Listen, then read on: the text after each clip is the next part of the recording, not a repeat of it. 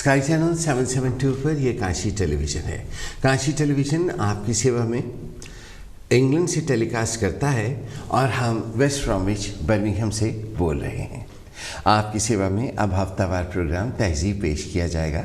आने वाले पूरे 1 घंटे के लिए मैं और मेरे भाई विजय मोमी जी हम दोनों आपकी सेवा में हाजिर रहेंगे। कैमरे के सामने मैं और कैमरे के परली तरफ विजय मोमी जी, जो कि दुनिया के सबसे अच्छे फोटोग्राफर और वीडियोग्राफर हैं, हाजिर होंगे। और हम दोनों भाई मिलकर कैसे 1 घंटे को 1 मिनट में हम पास कर सकते हैं, इसका एग्जाम्पल आपके सामने देंगे। और आज के प्रोग्राम में कोई भी फ़ोन कॉल नहीं ली जाएगी, सिर्फ एक पहले बनाया हुआ प्रोग्राम आपकी सेवा में पेश किया जाएगा। स्काई चैनल 772 पर जो तहज़ीब प्रोग्राम आता है, यह हर फ्राइडे को दोपहर को 1 और 2 बजे के दरमियान इंग्लिश टाइम के हिसाब से आता है और सारी दुनिया में देखा जाता है। आप काशी टेलीविज़न को www.kashitv.co.uk पर सारी दुनिया में देखते हैं। स्काई चैनल 772 पर यूरोप में, अमेरिका में और यूनाइटेड किंगडम सारे में देखते हैं। उसके अलावा इस प्रोग्राम को यूट्यूब पर भी और फेसबुक पर भी देखा जा सकता है। फेसबुक पर आप मेरे साथ दोस्ती कीजिए। मेरा नाम फेसबुक पर विकी गिल है। विजय मोमी जी के साथ भी कर सकते हैं, उनका नाम है विजय मोमी। तो आप विकी गिल डालेंगे तो मैं आ जाऊंगा, विजय मोमी डालेंगे तो विजय मोमी जी की जितनी भी एक्टिविटीज़ हैं और वो सारी की सारी आपके सामने आ जाएंगी। आज के प्रोग्राम में बहुत से फीचर्स आपकी सेवा में पेश करने हैं। कुछ दुख भरे हैं और कुछ आपको सुकून देने के लिए इसलिए बनाए गए हैं ताकि आपको पसंद आए। पिछले हफ्ते जो ह्यूमैनिटी का नुकसान हुआ है उसके बारे में तो आप सब जानते हैं। उसके बारे में मुझ में हिम्मत नहीं है कि मैं आपसे बात करूं। मेरे पास प्रॉपर शब्दावली भी नहीं है कि उसका इस्तेमाल करके एक महान आत्मा के बारे में मैं आपसे कोई बात करूं। उसके अलावा ऐसे इंसान के बारे में हम कुछ भी नहीं कह सकते।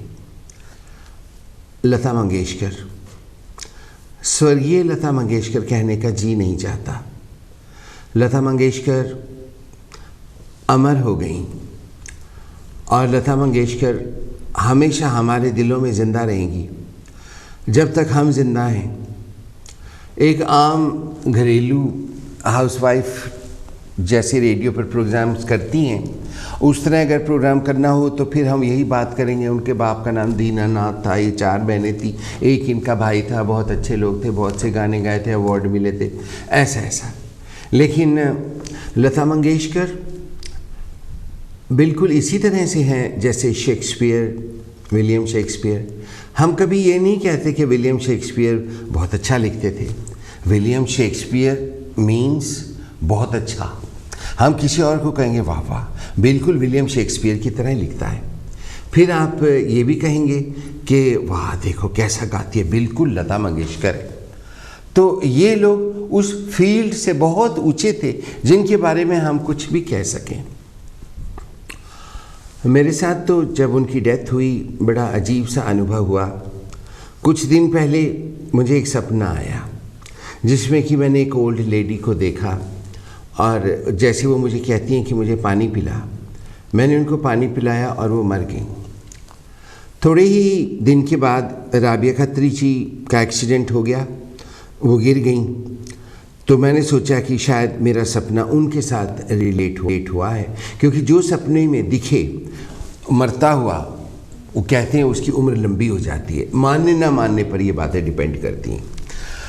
लेकिन खबर आ गई कि लता मंगेशकर की तबीयत फिर से बहुत ज़्यादा ख़राब हो गई। उस वक्त एज यूजुअल जैसे घर में गाने लगे होते हैं। आप लोगों के घरों में तो लड़ाइयाँ झगड़े चलते हैं, प्यार की बातें भी चलती होंगी। मेरे घर में ऑल द टाइम गाने चलते हैं।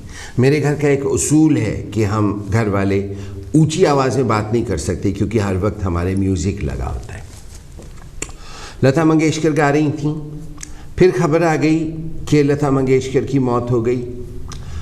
फिर भी लता मंगेशकर के गाने लगे हुए थे। फिर उनकी बॉडी को जलते हुए देखा, उस वक्त भी लता मंगेशकर के गाने लगे हुए थे। अफसोस की बातें शुरू हुई तो दिमाग इतना कंफ्यूज हो गया कि वो जो जल रही हैं वो कौन है, क्योंकि हमारे घर में तो ये गा रही हैं। आज भी कल भी हमारी अंतिम सांसें चल रही होंगी तब भी लता मंगेशकर गा रही होगी। लता मंगेशकर जैसे लोग अमर हो जाते हैं और लता मंगेशकर अमर हो गई। आपसे इसके बारे में कोई बात नहीं होगी क्योंकि हमारे दिमाग में एक महल है। महल में कुछ गाने वाले रहते हैं, कुछ नाचने वालियाँ रहती हैं, कुछ पोइट्स रहते हैं, कुछ जिनसे हम प्यार करते हैं वो रहते हैं। दिमाग में एक महल होता है। तो हमारे दिमाग में के महल में एक लता मंगेशकर है जो सदा जिंदा रहेगी। अब अगला फीचर शुरू करते हैं। हाँ, इस दुनिया में चोरी चकारी बहुत हो गई है। आप ये भी बहुत अच्छी तरह से जानते हैं कि फ्रॉड्स भी बहुत ज़्यादा हो गए हैं। आज बड़ी बड़ी कंपनियां और बहुत बड़े बड़े ओहदों पर जो लोग हैं वो भी फ्रॉड कर रहे हैं। एशियन कम्युनिटी में भी, गोरों की कम्युनिटी में भी, कालों की कम्युनिटी में भी। अभी तो अप्रैल में गैस और इलेक्ट्रिसिटी के रेट्स हाई होने हैं, लेकिन आपोताप मच गई है। आज हम एक कहानी सुनेंगे, मैं आपको सुनाऊंगा। ये कहानी वंस अगेन मैंने लिखी है, परछाई की कहानी है। लेकिन ये कुछ आज से बहुत बहुत बहुत साल पहले जब जंगली लोग हुआ करते थे, आदिवासी हुआ करते थे, तो ये जंगलियों की कहानी है। मुझे जंगलियों से मिलने जुलने का भी बहुत शौक़ है, आपको मालूम है। मुझे हर तरह के पर्सन से मिलने का बहुत शौक़ है। कई लोगों को पेड़ों से प्यार होता है, कई लोगों को पहाड़ों से होता है, कई लोगों को झरनों से होता है, कईयों को बिल्डिंग से होता है। मुझे इंसानों से प्यार है। लोग सड़क के किनारे बैठकर कारों को आते जाते देखते हैं, सामने वाली बिल्डिंग को देखते हैं। मैं कॉफ़ी शॉप में बाहर बैठकर कॉफ़ी का कप लेकर मैं आने जाने वाले लोगों को देखता हूँ। ऊपर वाले ने कितनी तरह के लोग बनाए, हर कोई एक दूसरे से मुख्तलिफ है। किसी की छाती चौड़ी है, किसी का बॉटम ही है नहीं, किसी का हाथ छोटे छोटे हैं, कोई चलता है तो मुंह को ऐसे ऐसे करता है, कई लोग मैम करते हुए भी चलते हैं। हर किसी का अपना अपना एक्शन होता है, हर किसी का अपना अपना स्टाइल है, और वो सब कुछ देखना मुझे बहुत अच्छा लगता है। मैं इंसानों से बहुत मोहब्बत करता हूँ। उसी तरह से हर धर्म के लोगों से बहुत प्यार करता हूँ। मैं हर धर्म से भी बहुत प्यार करता हूँ। और धर्मों की जो तरह तरह की चीज़ें होती हैं, बहुत से लोग उनको कुछ कहते हैं, बहुत से लोग उनको कुछ कहते हैं, बहुत से लोग उनको कुछ कहते हैं। लेकिन मैं सारे रिलीजन्स को के जो फेस्टिवल्स होते हैं उनको ज़रूर सेलिब्रेट करता हूँ। उनकी जो पूजा की जगहें हैं और मन के साथ वहाँ जाता हूँ, क्योंकि आवाज़ तो एक जगह जाती है। आप उस शक्ति को अल्लाह कहें, भगवान कहें, परमात्मा कहें, एक ही बात है। थोड़े दिन पहले मैंने ही आपको एक खबर सुनाई थी। उस खबर में कहा गया था कि एक लड़के ने आदिवुड बनाया है। जैसे बॉलीवुड है, लॉलीवुड है, तो वो आदिवासियों का लड़का है, उसने आदिवुड बना दिया है। जैसे कि हमारे विजय मोमी जी हैं, इन्होंने एक यूट्यूब चैनल खोला है, तो ये एक मोमीवुड बनाएंगे। ये तो बहुत प्यार की बात है और मुझे मोमी से बहुत प्यार है, इसको भी बहुत प्यार है। ये मेरे बेटे जैसा है, ये मुझे भाई कहता है, ये इसकी ग्रेटनेस है। मेरी त्वचा से मेरी उम्र का पता ही नहीं लगता, आपको मालूम है, क्योंकि मैं लक्स साबुन का इस्तेमाल करता हूँ, जैसे कि मैगज़ीन्स में कहा जाता है। तो उसी तरह से एक आदिवासियों का लड़का था। आदिवासियों के लड़के ने एक वीडियो फिल्म भी बनाई और वो खूब चल रही है और इंटरनेट पर मारा मार चल रही है।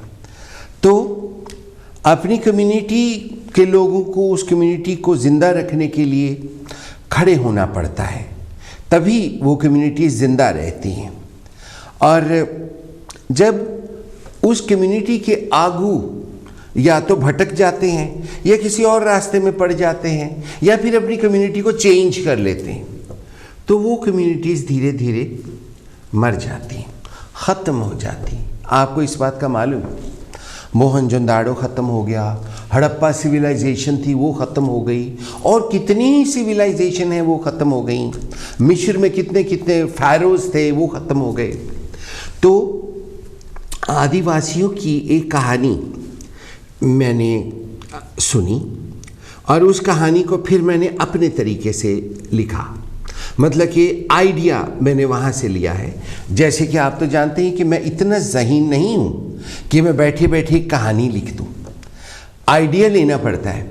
उसके लिए आपको तो मालूम ही है, और आपने बहुत जगहों पर मुझे देखा भी होगा, और आप में से बहुत से लोग मुझे मिले भी होंगे, और फिर वो कहानियाँ रेडियो पर आईं, टेलीविज़न पर आईं, और पिछले बहुत से सालों से आ रही हैं। और यही कहानियाँ लिखने की वजह से ब्रिटिश गवर्नमेंट ने मुझे अवार्ड दिया, और जिस रेडियो पर उन दिनों मैं काम करता था उन्होंने मुझे सैक कर दिया।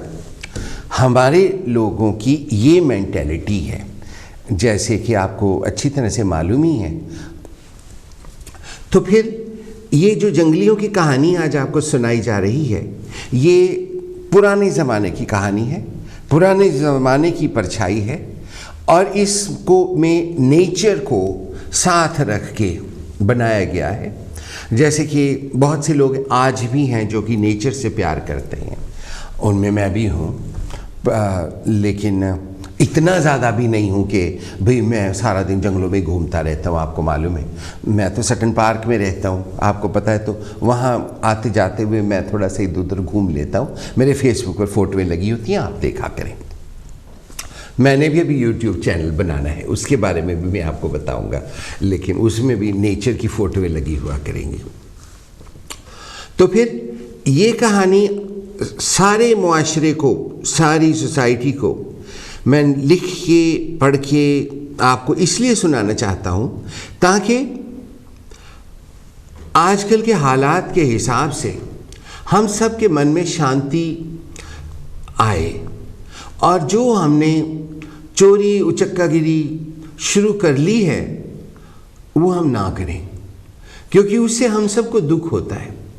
हम में से बहुत से लोग हैं, बहुत से कंपनीज पर एतबार करते हैं, लेकिन वो कंपनियां जो हैं जब वो आगे फ्रॉडिया काम करती हैं तो इंसान कहता है ये मैंने क्या कर लिया, इनके बारे में तो मैं इतना सोचता था मगर इन्होंने इतनी ओछी सी हरकत की है, देखो ये भी कोई बात है। तो आज की जो कहानी है ये सुनिए, और आपके दिल में अगर कोई नेगेटिव ख्याल आते हैं तो ठीक उसी तरह से, जिस तरह से कि लता मंगेशकर कहती थी कि ना तो मैंने कभी किसी का बुरा किया है और ना ही मैंने कभी किसी का बुरा सोचा है। तो आप खुद देखिए कि कुदरत ने लता मंगेशकर को कहाँ से कहाँ और कहाँ पहुँचा दिया, इतनी दूर तक पहुँचा दिया कि वो आसमान का एक इतना बड़ा ताबिंदा सितारा हैं कि हम उनका अफसोस नहीं कर सकते, बल्कि आज भी हम उनको देखकर खुश होते हैं और सुनकर खुश होते हैं और सदा सुनते रहेंगे। तो फिर आइए आज की कहानी शुरू करते हैं। परछाई अपने भाई के साथ और एक बहन के साथ जंगल में रहती थी, जंगलियों की लड़की थी। परछाई गोबर पाथती थी और अपना जो आंगन था उसमें गोबर में मिट्टी में भूसा मिक्स करके मिश्रण बनाती थी और पैरों के बाहर बैठ के आंगन को रोज़ लेपा करती थी।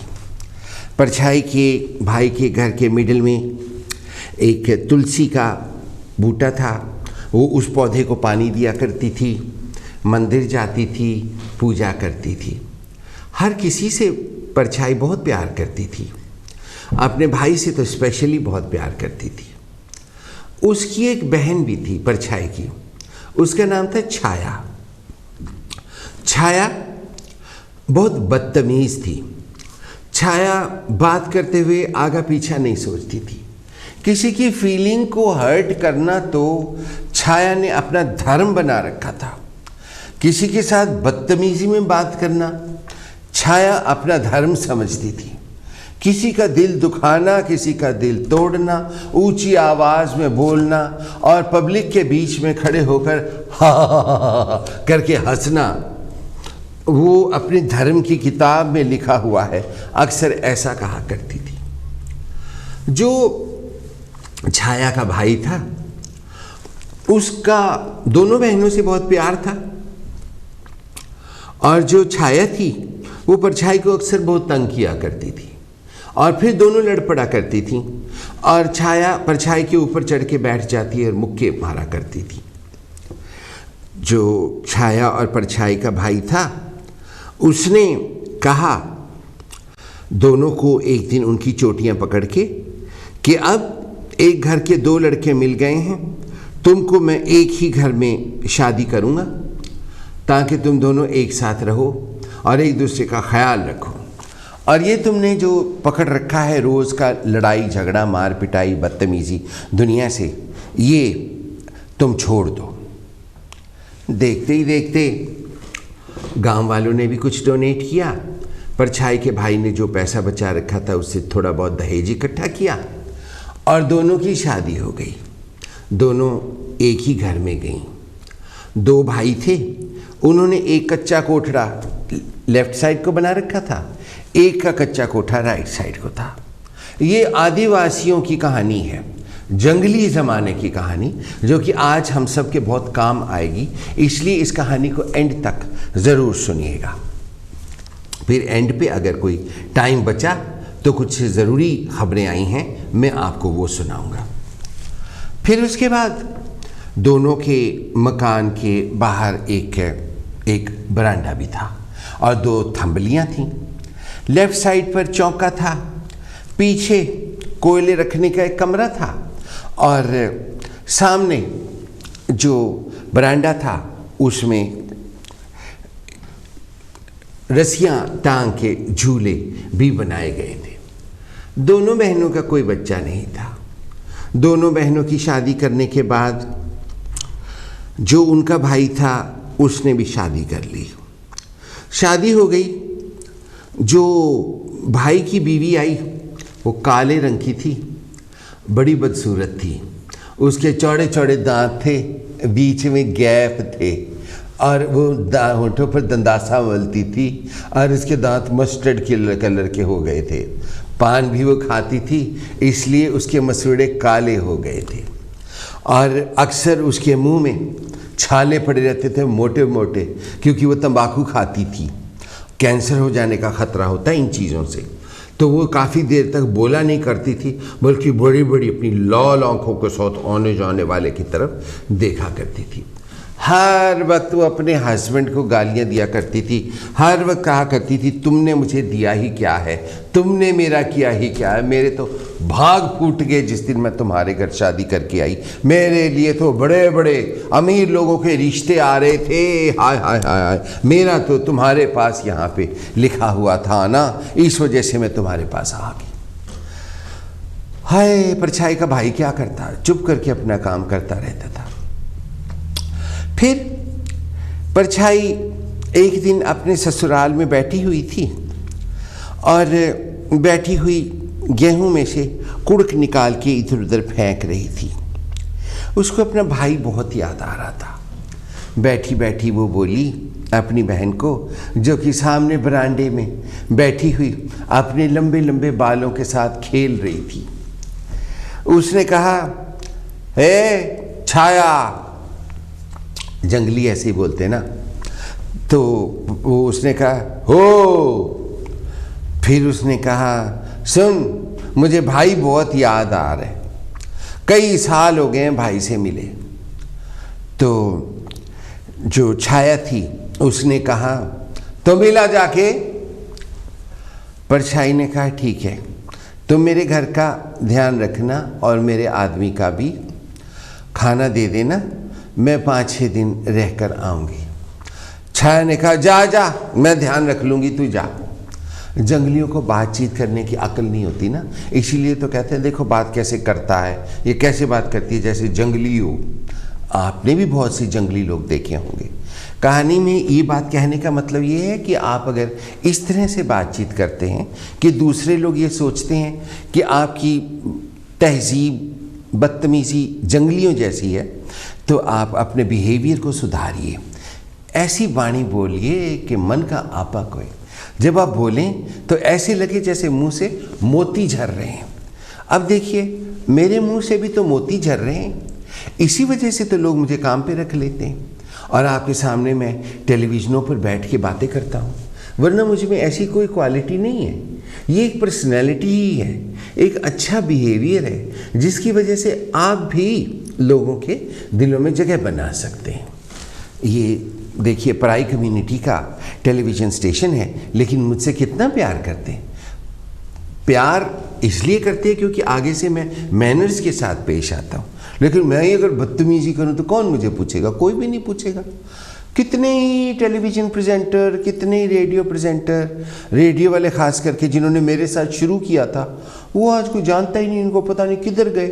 कई ऑलरेडी काम कर रहे हैं, फिर भी उनको कोई नहीं जानता। और जिनको किसी को कोई जानता भी है, कई बार उनका इतना बदतमीज़ी भरा बिहेवियर होता है कि दिल करता है इनके सर में लाठी मारें। और वो दिन भी दूर नहीं कि इनके सर में लाठियाँ पड़ेंगी किसी न किसी दिन ज़रूर, क्योंकि कोई ना कोई इंसान नहीं बर्दाश्त कर सकता। और आजकल का तो समय ही ऐसा है कि हर कोई इतनी टेंशन में होता है। हम सबको चाहिए कि एक दूसरे के साथ प्यार से बात करें। कहीं ऐसा ना हो कि हम कहें आए, सामने वाला मारे मुक्का आपके मुंह पे के वट, फिर हम क्या कर सकते हैं? इसलिए अपनी सेफ्टी के लिए, अपनी ही महत्व, अपने आप को महत्वपूर्ण शो करने के लिए आपको चाहिए कि आप अच्छी तहजीब के साथ बात करें। अब परछाई ने अपनी बहन को कहा कि घर को संभालना, मैं आती हूँ। और परछाई एक छोटी सी गगरी लेकर मिट्टी की, क्योंकि तब यही होता था, और उसमें पानी डालकर रास्ते में पीने के लिए, और एक छोटी सी चद्दर लेकर घर से निकल पड़ी। अपने जा रही थी, चलती तो जंगल में एक बेर का पेड़ था। बेरी तो आप समझते हैं ना, बेर का पेड़ था। तो जब उसके नीचे से गुजर रही थी तो बेरी का कांटा परछाई के पैर में लग गया। परछाई ने कहा हाय हाय हाय, बड़ी दर्द हुई। तो बेचारी थोड़ी देर तक तो लंगड़ी करती करती एक जगह पे खड़ी हो गई। तो एक आवाज़ आई, ए परछाई। परछाई डर गई, कहने लगी हाय कौन है कौन है कौन है? तो उसने कहा मैं हूँ, मैं बेर का पेड़ बोल रहा हूँ। उस ज़माने में पेड़ पौधे भी बोला करते थे। ये मानने ना मानने के ऊपर है, ये कहानी है, क्योंकि हमारे समाज में बहुत से ऐसे भी कदे बेर का पेड़ भी बोले, इस तरह के लोग भी हैं। जहालत है ना, जाहिल दुनिया बहुत है इस मुल्क में, दूसरों में भी होगी, पर हम तो यहाँ रहते तो हमें यही का पता नहीं। तो फिर जब बेर के पेड़ ने कहा, एक तो ये मुझे तंग कर रहा है, तो बेर के पेड़ ने कहा भाई मैं बेर का पेड़ बोल रहा हूँ और मैं तुमसे पूछता हूँ क्या तुम्हारे पैर में दर्द हो रहा है? परछाई ने कहा हाँ कोई बात नहीं, दर्द हो रहा था, लेकिन अब मैंने कांटा निकाल दिया है, मेरा पैर ठीक हो गया है। बेर के पेड़ ने कहा अच्छा, तो देखो मेरे पेड़ के नीचे कितने कांटे फैल गए हैं, कितने पत्ते पड़े हैं, ज़रा झाड़ू मार दो, मेरे नीचे थोड़ी सफाई कर दो, मेरा भी दिल लगेगा। परछाई ने कहा ये कौन सा बड़ा काम है, मैं अभी कर देती हूँ। परछाई ने वहाँ से तीले तुले उठाए, उसका झाड़ू बनाया और बैठ के सफाई कर दी। जब सफाई हो गई, बेर के पेड़ ने कहा तो तुम कहाँ जा रही हो? परछाई ने कहा मैं अपने भाई से मिलने जा रही हूँ, भाभी की बहुत याद आती थी, तो मैं मिल के अपने वापस ससुराल चली जाऊँगी। बेर के पेड़ ने कहा तुम्हारा मुझ पर बहुत एहसान हो गया है, तुमने मेरे नीचे सफाई कर दी। परछाई ने कहा बेर भैया ऐसी कोई बात नहीं है, एहसान वाले, ये भी कोई काम था, कोई और सेवा हो तो वो भी बताओ। बेर ने कहा कोई सेवा नहीं है, लेकिन जब तुम वापस अपने घर जाओगी ना तो मेरे पास से होकर ज़रूर जाना, मैं तुम्हें घर ले जाने के लिए कुछ दूंगा। परछाई ने कहा ठीक है, तुम्हारा दिल रखने के लिए मैं जब वापस जाऊंगी तो तुमसे मिलकर जाऊंगी। कह के परछाई कहती अच्छा नमस्ते और चली गई। मतलब नमस्ते तो हम कहते हैं, जो आदिवासी कहते होंगे वो आदिवासियों की लैंग्वेज में परछाई ने कहा। परछाई आगे जा रही थी तो अचानक आवाज़ आई परछाई। परछाई ने कहा हाय कौन है? परछाई ने देखा वहाँ पर एक गाय बंधी हुई थी। परछाई ने कहा कौन बोल रहा है? गाय कहती मैं हूं गाय। परछाई ने कहा हाय गाय, गाय भी बोलती है? परछाई ने कहा, गाय कहती हाँ, कहाँ जा रही हो? परछाई ने कहा मैं अपने भाई से मिलने जा रही हूँ। गाय ने कहा चली जाना, अभी तो बहुत दिन है।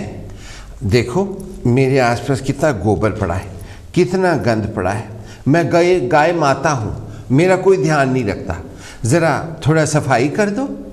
परछाई ने कहा हाय गौ माता, कैसी बातें करती हो, मैं करूँगी पर सफाई है? तुम अपने आप को नेग्लेक्टेड मत समझो, हम तो तुझसे बहुत प्यार करते हैं, तुम्हारी पूजा करते हैं। गाय माता को परछाई ने कहा, और फिर परछाई ने जल्दी जल्दी गोबर उसका उठाया, साइड पे किया, और फिर एक लकड़ी का फट्टा सा उठाया, उसके साथ अच्छी तरह से सफाई कर दी। गौ माता को उठा के साइड पे बिठा दिया। गौ माता साफ जगह में बैठ गई। गौ माता ने कहा तुम तो बहुत अच्छी लड़की हो, तुम्हारे घर में और कौन है? गौ परछाई ने कहा मैं हूँ, मेरा हस्बैंड है। गौ माता ने कहा ठीक है, तो तुम अपने भाई से मिलाओ, जब तुम वापस जाओगी तो मैं तुम्हारे हस्बैंड के लिए दूध दूंगी, तो तुम उसको पिलाना, वो बहुत खुश होगा। परछाई ने कहा ठीक है गौ माता, तुम मुझे अपना आशीर्वाद के साथ दूध भी दोगी, मैं ज़रूर तुमसे मिलकर ही अपने घर जाऊंगी। तो कह के कहा अच्छा गौ माता नमस्ते, मतलब जंगलियों की लैंग्वेज में कहा होगा कुछ वट एवर, जो भी जंगली करते। तो आगे चली गई। आगे जा रही थी, पत्थर ही पत्थर थे, पत्थर ही पत्थर। तो उन पत्थरों के बीच में से आवाज आई, ए कहाँ जा रही है परछाई? परछाई ने कहा अब किसने आवाज मारी? तो वो जो पत्थर का टीला था ना, एक टीला, वो छोटी सी पहाड़ी थी इतनी सी, वो बोली मैं हूँ टीला। तो परछाई ने कहा टीले भैया बताओ मैं आपकी क्या सेवा करूं, आपने मुझे क्यों आवाज़ मारी है?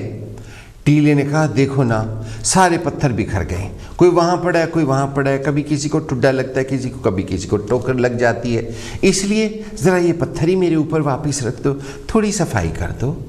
परछाई ने कहा ले ये कौन सी बात है, अभी करती हूँ। परछाई ने जल्दी जल्दी सारी सफाई कर दी, सारे आसपास के पत्थर उठाए टीले पे रख दिए, टीला फिर से ऐसे हो गया। ऐसे होता है ना टीला, आपको पता है, स्कूल में पढ़ाया होगा, टीला ऐसे होता है, पठार ऐसे होता है, कई कुछ बताया होता है। आप तो बड़े बड़े यूनिवर्सिटियों के स्टूडेंट हैं जो सुन रहे हैं, मैं तो वैसे ही आपको स्कूल की बात कर रहा था। तो उसके बाद आगे परछाई गई। तो परछाई पहले खेतों में गई, खेतों में उसका भाई बैठा था। परछाई अपने भाई के गले लग के खूब रोई और उसको बैठकर छोटा सा गाना भी सुनाया, अब के बरस भेज भैया को बाबुल, जो आदिवासियों का बहन भाई का गाना होता है, चंदारे मेरे भैया से कहना, इस तरह का गाना वो सुनाया। फिर परछाई ने कहा अब मैं घर चलती हूँ और भाभी से मिलती हूँ, और तुम आओगे तो मैं अपने हाथ से तुम्हें कुछ बना कर खिलाऊंगी। उसने कहा ठीक है। परछाई अपने भाई के घर आ गई। आगे से भाभी देख कहती परछाई ने कहा नमस्ते भाभी।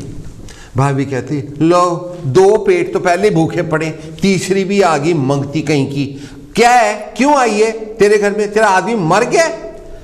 तो वो कहने लगी नहीं नहीं, मुझे तो तुम बहुत याद आ रही थी, भैया बहुत याद आ रहे थे, मैं तो इसलिए आई हूँ। उसने कहा ठीक है अब तो आ गई है, मेरे को कुछ सुख दे, पहले घर में झाड़ू मार फिर खाना बना। परछाई ने कहा मैं देखो अभी आई हूँ, मुझे पानी का गिलास ही पिला दो, अपने आप पी ले, तू यहीं से गई है, तू कोई मेहमान थोड़ी है। कह के परछाई की भाभी ने जो कुछ पका हुआ था वो सारा का सारा पोटली में बांध के खेतों में चली गई। परछाई घर के काम करने लग गई, 1 मिनट भी उसने बैठकर नहीं देखा। परछाई के भाई ने खेतों में बैठे बैठे कहा आ गई तुम? भाभी ने कहा आज कौन सी नई बात हो गई है, आ गई तुम, रोज तो आती हूं मैं, आज नहीं आई हूं, पहली बार आई हूं। तो परछाई के भाई ने कहा अच्छा बैठ जाओ ना, नाराज मत हो, तुम खाना बड़ी जल्दी बना लाई। चले तुम्हारी बहन ने बनाया है? परछाई ने कहा परछाई के भाई ने कहा 2 दिन तो उसको सुख से रहने देती। भाभी ने कहा मुझे ना सुख मिले, मैं किसी की बेटी नहीं हूं, मेरे को आराम की जरूरत नहीं है। अब वो आ गई है, हमारा खाना तो पूरा पड़ता नहीं था, इसको भी लाके बिठा दिया। आजकल महंगाई कितनी हो गई है, हैं? परछाई का भाई चुप कर गया।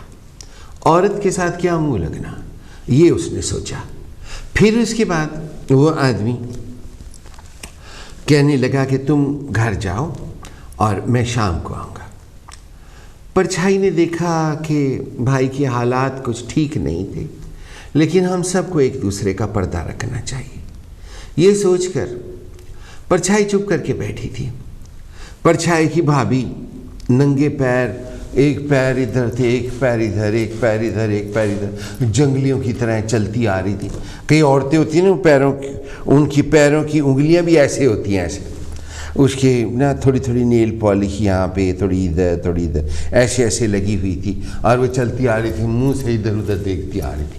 ऐसी ऐसी कि ऐसी जंगली किस्म की औरतें आपको ना यहाँ हिल टॉप के आसपास भी कई बार घूमने को मिल जाती। प्रोग्राम ख़त्म करके अक्सर मैं वहाँ जाता हूँ तो वहाँ ऐसी घूम रही होती हैं, कई सारी नहीं, बहुत सी होती हैं। तो आप कभी आना ना टेलीविज़न स्टेशन मिलने के लिए, तो मैं आपको लेकर जाऊँगा हिल टॉप, बड़ी अच्छी जगह है, वहाँ पर आपको जंगली भी दिखेंगी ऐसे ऐसे चलती हुई। तो वो जा रही थी, तो परछाई उठ के खड़ी होगी, कहने लगी भाभी मैं अपने घर चली जाऊं? भाभी ने कहा जाओ। परछाई ने कहा मैं रात रह जाती। कहने लगी क्यों, तेरे घर रात नहीं होती? भाभी बोली, बदज़बान थी, नालायक। तो परछाई ने कहा अच्छा ठीक है। तो भाभी ने कहा जाओ फिर। परछाई ने कहा अच्छा मैं जाऊं। परछाई सोचती थी कि शायद भाभी रोक ही ले, लेकिन भाभी कहाँ रोकने वाली थी, भाभी तो कहती दफा पड़े। तो वो परछाई ने अपना घड़ा उठाया छोटा सा, उसके ऊपर जो चद्दर थी वो रखी, सारा कुछ सिर पे रख के जब निकलने लगी तो परछाई का भाई खेतों से आ गया। वो कहने लगा बहन जा रही? परछाई ने कहा हाँ मैं जा रही हूँ, भाभी कह रही थी कि रुक जाओ, मैंने कहा नहीं मेरे हस्बैंड अकेले हो जाएंगे इसलिए मैं जाती हूँ। भाभी ने तो रुकने के लिए बहुत ज़ोर लगाया, लेकिन मैं जा रही हूँ। परछाई के भाई ने कहा ठीक है। दोनों भाई बहन गले लग के रोए। परछाई ने कहा भैया अब अगर मिलने का दिल करे तो तुम ही मुझे मिलने आ जाना। और जो कुछ परछाई ने नहीं कहा वो भाई ने सुन लिया। आगे परछाई की भाभी खड़ी थी, कमर पे हाथ रख के यूं, और खड़ी होके कहने लगी अब बहन से प्यार चलता रहेगा या घर भी आओगे? डंगरों को पानी भी पिलाना है, अब ये टसुए वगाने बंद करो और अंदर आओ। और परछाई की भाई ने परछाई को नमस्ते कहा। परछाई अपने रास्ते चल पड़ी। चल रही थी तो रास्ते में सबसे पहले टीला आया। टीले के पास से होकर गुजरी। टीले ने कहा परछाई बड़ी जल्दी चल पड़ी, भाई ने अपने घर में नहीं रखा?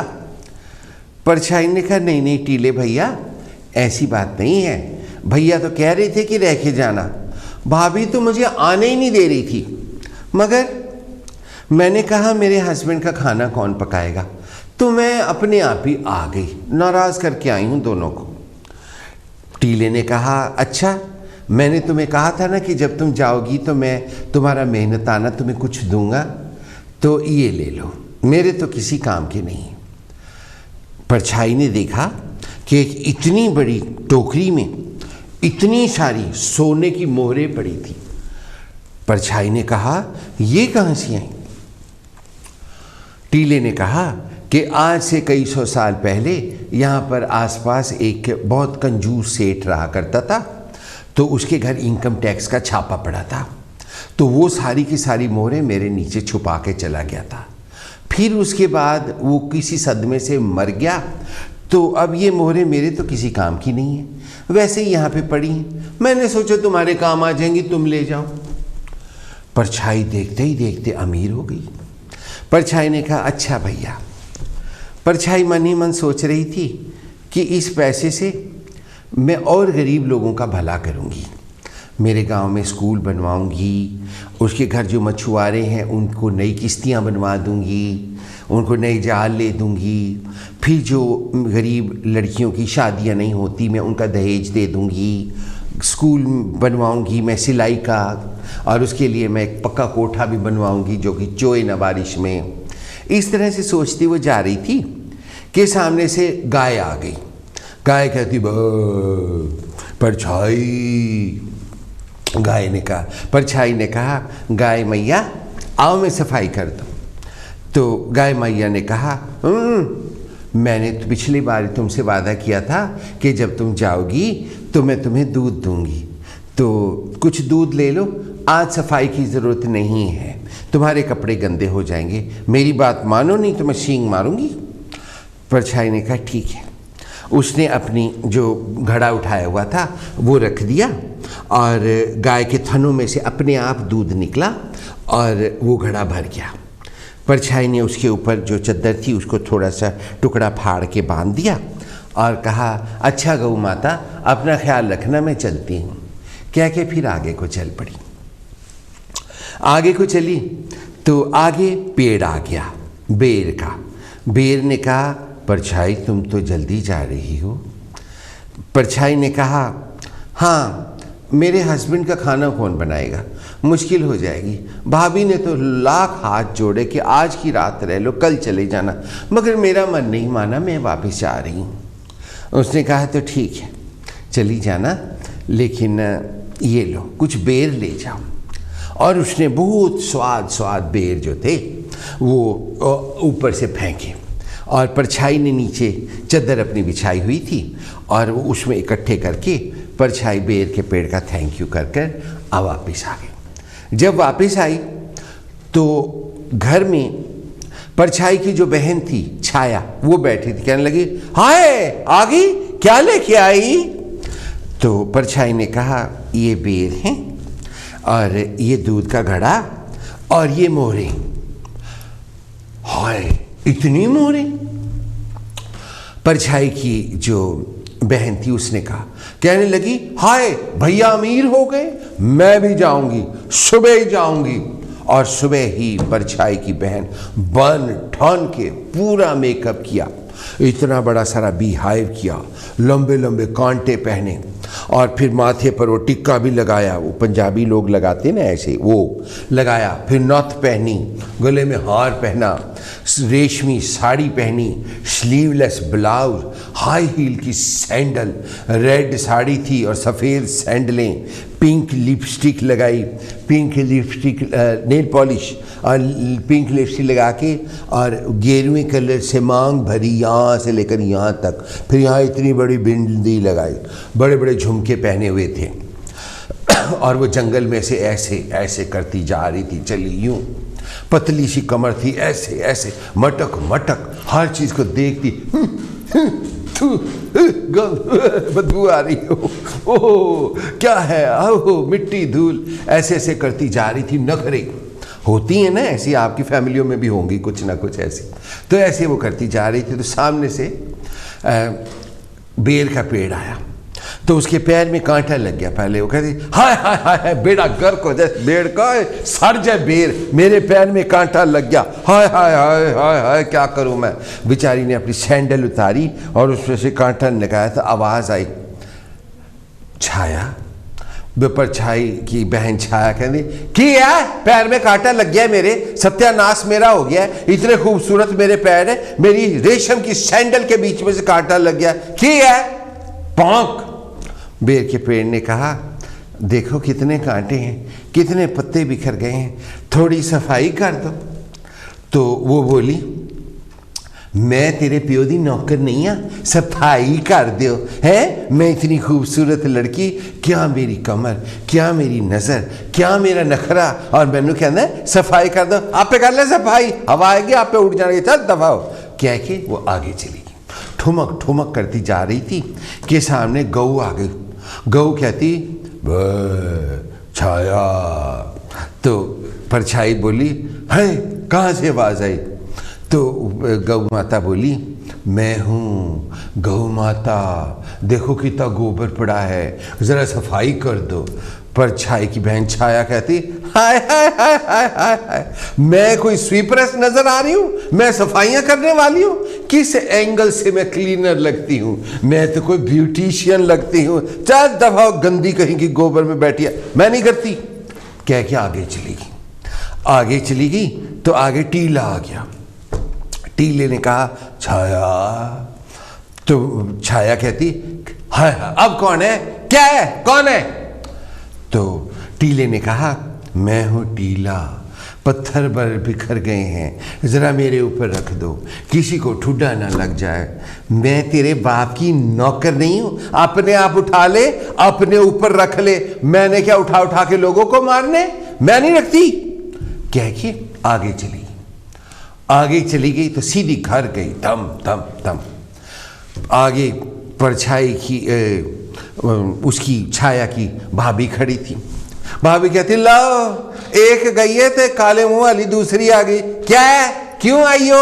हैं? तेरा आदमी मर गया जो हमारे घर आ गई हैं? हम तो यहाँ पहले भूखे मर रहे हैं, तुम्हारी रोटियां कहां से हम अफोर्ड करेंगे? वापिस कब जाओगी? तो वो कहने लगी, मैं जब तुम मुझे कुछ दोगे तो मैं चली जाऊंगी। तो छाया की भाभी ने कहा, हमारे पास क्या रखा है जो तुझे दे देंगे? हम तो खुद भूखे नंगे हैं, तुम्हारे लिए कहां से आए? तब तक छाया का भाई खेत में से आ गया।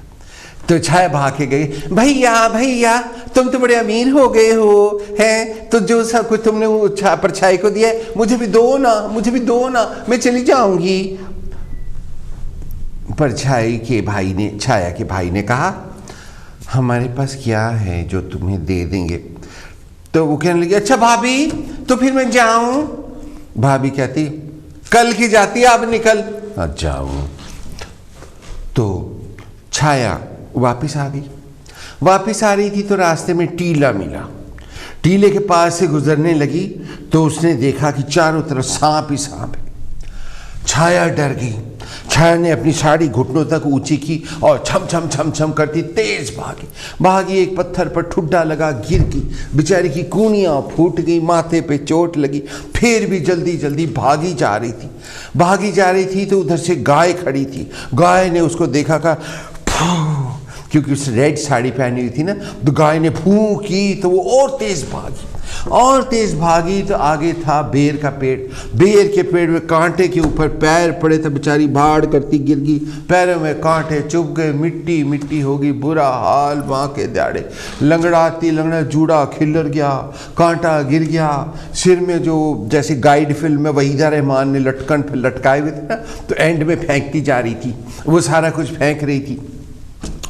आए आए आए करती पहुंची तो परछाई ने कहा, बहन आ गई तुम, आओ बैठो। तो छाया कहती, आ गई तुम, बैठो। हैं? इतना सारा सामान तुम्हें भाई ने दिया, मुझे नहीं दिया है? क्यों नहीं दिया?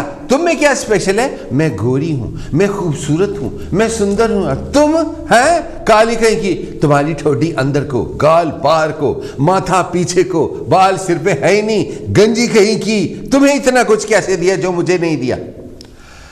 हाय, क्या करते हो? परछाई ने कहा, देखो, मैंने तुम्हें ये तो नहीं कहा था कि मुझे भैया ने दिए हैं। ये बेर तो मुझे बेर के पेड़ ने दिए थे, दूध मुझे गौ माता ने दिया था, और पैसे मुझे टीले ने दिए थे। हमारा भाई तो गरीब आदमी है, उसने क्या हमें कुछ देना है? ये उसने कहा। ये सारी बातें सुनकर परछाई की बहन छाया शर्मिंदा हो गई और शर्मिंदा होकर चुप करके बैठ गई।